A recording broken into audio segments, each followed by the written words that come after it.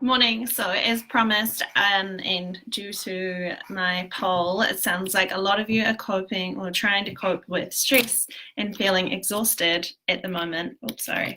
And so, I wanted to just give you some tips, some really quick fire tips. As I know when you're stressed, you feel really time poor. So, I'm not going to keep you for long. But I have experienced stress a lot recently, and this week has really been kind of like the pinnacle, and then now I'm like feeling much better.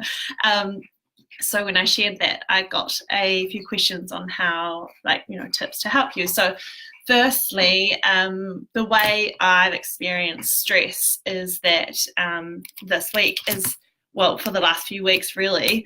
I think it's this like December thing, and everyone suddenly decides that everything needs to be done. I don't know.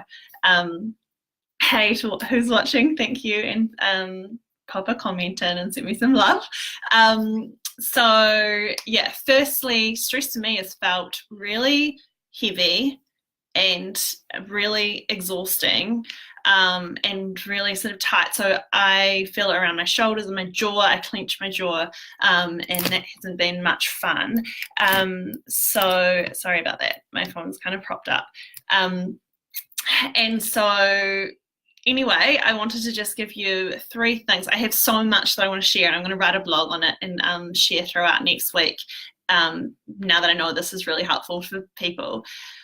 But what I wanted to say firstly was, when we feel super stressed or busy-minded, it's like we feel wired and we have a lot of thoughts in our mind, yet at the same time, I don't know about you, but I feel exhausted. It's like no matter how much sleep I have or how much rest or whatever, it's like my mind just is fizzing, but at the same time I feel like just really exhausted. So firstly, my tip is embrace stillness. So even though I love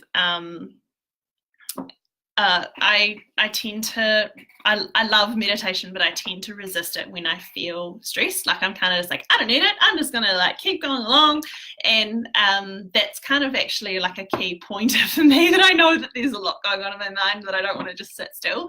So often what we resist persists, and what that means is if we constantly feel like we should be doing something, or like something for ourselves in terms of self-care, but there's kind of we're making excuses the whole time and that kind of thing, then that's definitely an indication that maybe we just need to dive in and do it, and sit for, if you've got a meditation practice, just pick that up, or sit for 3 minutes or 10 minutes. I use Headspace and rave about it, and have most of my clients using it.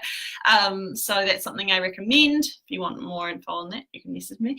And otherwise, using breathing techniques. So even at your desk, it can be a deep belly breath. If you do 5 slowly, it's enough to send you back into the rest and digest mode. So what I mean by that is inhaling with your belly, with like the lower part of your abdomen rather than your shoulders, deeply through your belly for a count of 4, and then slowly you can exhale back through your mouth for 4 counts. And if you do that 5 times, like I said, it's enough to calm you. And I know this can be helpful if you're like sitting at your desk and you just got another email come in, and like if you just take a moment, it's free and it doesn't take that long, and you can do it in your open plan office and it's all good. Or you can go to the bathroom and have a little break. I recommend that one too.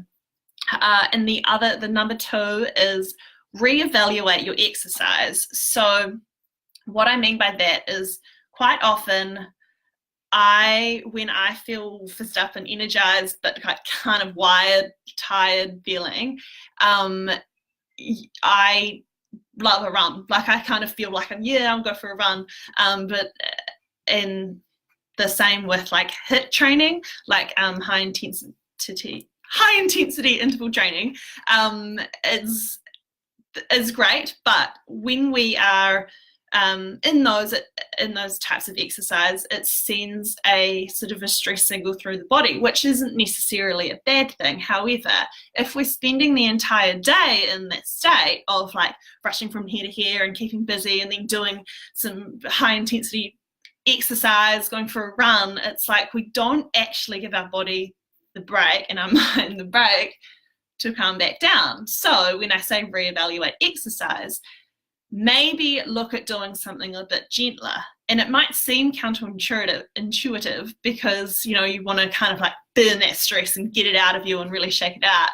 But just experiment with this, like even for next week. This week I haven't been for a run, and usually I'm like all about like going for at least one, maybe two. But this week I've kind of embraced, I have embraced going for nature walks, say like with friends or by myself. And when I say, I mean down the beach, my favorite thing to do, and yoga. So doing yin yoga and doing kind of more gentler exercise has really helped me to calm back down and not be so fizzed up. And then it brings space and clarity of like, okay, I can actually think, and kind of retract away from all of the busyness as well. So I strongly recommend that, even though you may resist that stillness, again, embrace it. Because it's sort of what it sounds like you need when you're full fizzed up and stressy. And the third thing is eating grounded foods. Hey, Lockie. So when we feel stressed and fizzed up, I'm using that word, I don't know why, we feel like we often go for quick energy because we feel exhausted. So we go for sugar and caffeine and those sorts of things, and we think that's going to help us get through the day. And we often crave those things. So what I recommend is instead trying to be like doing both. So say you might even be trying to eat quite healthily and like have a salad and like lighter food. We often then tend to go for sweet things in the afternoon. I don't know if you can resonate, but it's sort of like we're trying to do it all versus what I actually recommend and what I mean by grounding food is cooked food, warm food, root vegetables that naturally taste sweet. So kumara is a great example. So having that as part of your lunch, and you can roast a bit and then have that throughout a salad, or if you're eating out, go for something that is warming and comforting. I know it's still like summer, I mean it's not that warm, but it's particularly important to just notice how you're feeling. And if you're feeling fretty and if you're feeling tense and stressed, your body needs the warming, grounding foods rather than really light salads and that kind of thing, and go for naturally sweet things as well. So not too much sugar, and more of the sustained energy kind of foods, the more complex carbohydrates. I'm not saying eat heaps of carbohydrates, but the simple ones like sugar and starchy stuff, and white food is not going to be helping you because it kind of creates this high energy vibe. Okay, the lawnmower is starting up, so I better get going. But my bonus thing is stay grateful. So even though you can think of all the things that are going wrong, there are little stars, little twinkling stars of awesome things that you need to remind yourself of each day. So keep a gratitude list as well. It's so noisy here, I better go.